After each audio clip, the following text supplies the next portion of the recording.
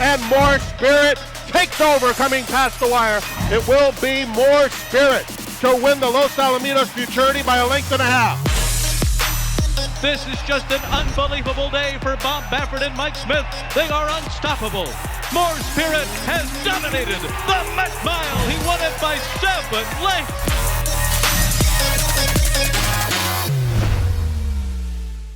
Hi, everybody, and welcome to Spa Babies, presented by Spendthrift. I'm Dan Illman, along with Nicole Russo. The closing day feature is upon us. Let's take a look at the field for the Grade 1 Hopeful 7/8 of a mile for 2-year-olds. Nice big full field. Spendthrift very well represented, Nicole. Their sire Gormley is represented by Headline Report the 7, High Oak the 8, and Cross Traffic has the 11, Big Scully.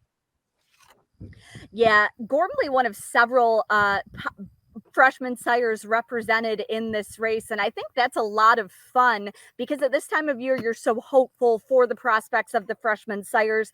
Love this race because really the name says it all. It's what we've been talking about on Spa Babies all season. Just hopes for the future of these young horses. I always love closing out the Saratoga meet this way. Let's begin with a maid, the number 1 Volcanic's most recent race at Saratoga. This is start number 2, and Volcanic's only going to finish ahead behind the winner in a third-place performance. The runner-up would come back to finish second with a 77 Beyer speed figure. It looks like this Violence Colt is moving the right way. Definitely. And, you know, he is still a maiden, but that's not necessarily a deal breaker in 2-year-old stakes at this time of year. It was just a couple years ago that Good Magic broke his maiden in the Breeders' Cup Juvenile. This is, again, a $230,000 yearling by a win-early stallion named Violence. There should be some pace for Volcanic to attack and erupt late. Here's the 2 Defends career debut at Delaware Park on August the 5th. Very impressive. Went right to the front under Charlie Marquez and draws away with a 75 Beyer under minimal urging. Yeah, and you know, Delaware Park is another one of those programs that quietly just consistently produces good 2-year-olds. Cathal Lynch, a trainer who quietly comes through with a nice horse every now and then, and nothing quiet about the summer Luis Saez.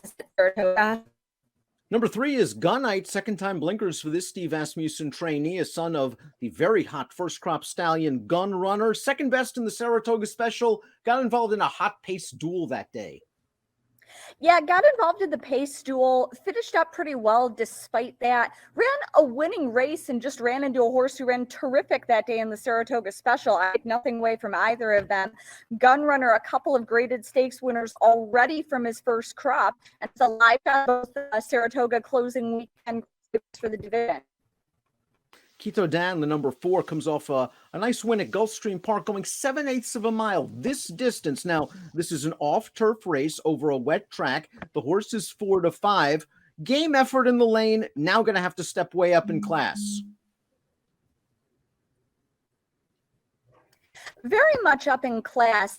You know, I am intrigued that last race was at 7 furlongs, one of a couple in this race to about 7 furlongs or longer. But, you know, I see point of entry over an AP Indy mare. I see that last race was off the turf. I'm wondering if this one will want even more ground and will improve if switched to the turf, which was their intent last time.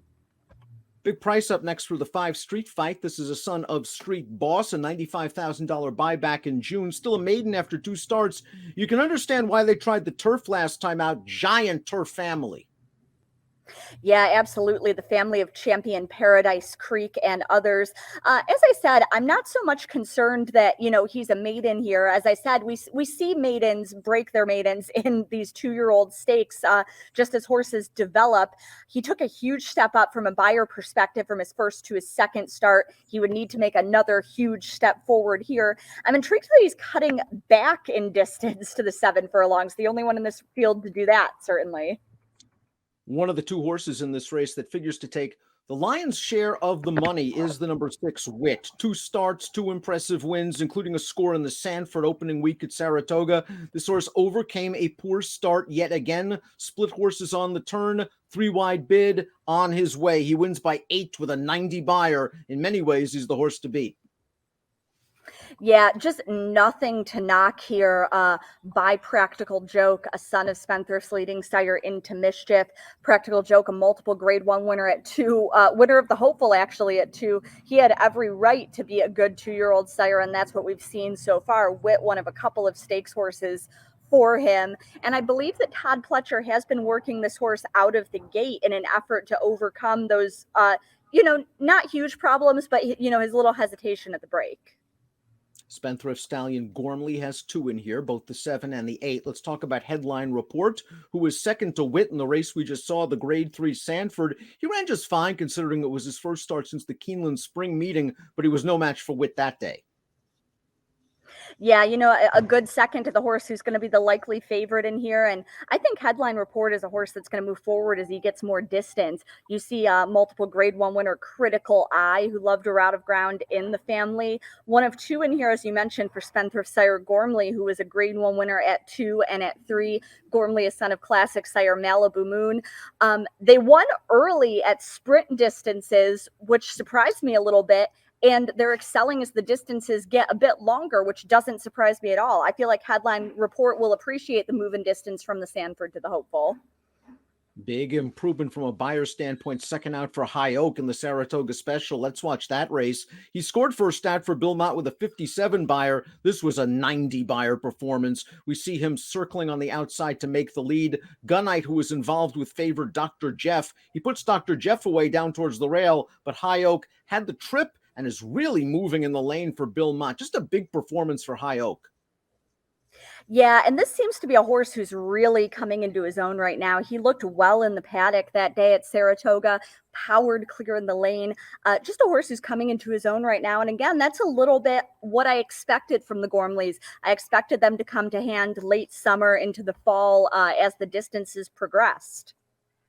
Kevin's Folly was a professional debut winner for Tom Amos on July the 31st.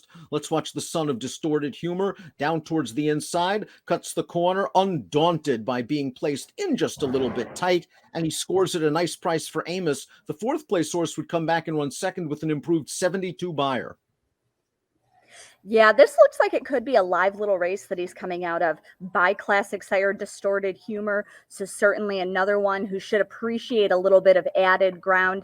He is going from 5.5 furlongs to 7 furlongs for a second start here. Doesn't have as much of a foundation as some of the others in this race.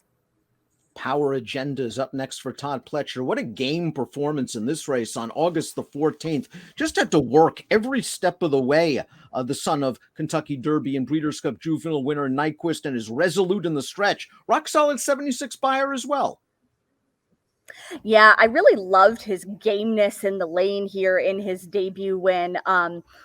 He's by Nyquist, who was last, a 2-year-old champion himself, by a 2-year-old champion and Uncle Mo.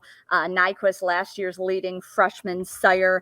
I believe Power Agenda has been a recent workmate to Wit and for the Todd Pletcher barn, and he's impressed them enough to decide to run him back here against his very highly regarded stablemate. Again, as always, check out the Clocker Reports produced by our colleague Mike Walsh and his team. The Hopeful Day Clocker Report should be available Sunday on DRFTV. Completing the field is the 11, Big Scully, a Louisiana bred by Spendthrift Stallion Cross Traffic. Here is his victory, second time out over a sealed, sloppy track. Now, this is a restricted maiden, a maiden auction race. Big Scully on the outside is really going to work hard to win. I think he gains a lot of fitness from this effort. He is going to have to improve substantially from a buyer standpoint. Absolutely. It's a big step up in class. That was my first thought regarding this horse. But I like what you just pointed out about the fitness he could gain from this race, particularly with the track condition that day. Spendthrift Stallion Cross Traffic, one of a couple of former champion freshman sires in this race. He was the leading freshman of 2018 when he produced champion juvenile filly Jaywalk in his first crop. Nice field. 290 buyer horses out of their last races in graded stakes. The 6 Wit, the 8 High Oak. They're going to take money. We're going to try to beat them, however, with our top selection, the 3 Gunite. I still think this horse has a lot of potential despite finishing second to High Oak last time out, and he should show speed.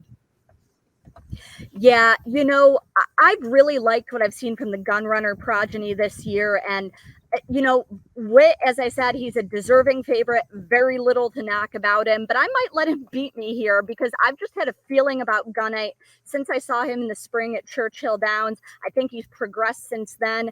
I think the way Gunrunner ran and the way his offspring ran, he's eligible to take another step forward at the 7 furlongs here.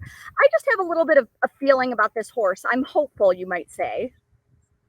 I'm concerned a little bit about Witt's propensity to break slowly. He is very, very talented. I'm not sure he can afford a tardy beginning against a field of this quality. However, High Oak was 10-1 last time out. He's going to be a mere fraction of that price likely on Monday. So I'll take a stab with Gunite at a better price as well. Same superfecta, different order. 3682 for Nicole, 3862 for me. It's the Grade 1 hopeful to conclude our Saratoga season of Spa Babies, presented by our good friends at Spendthrift.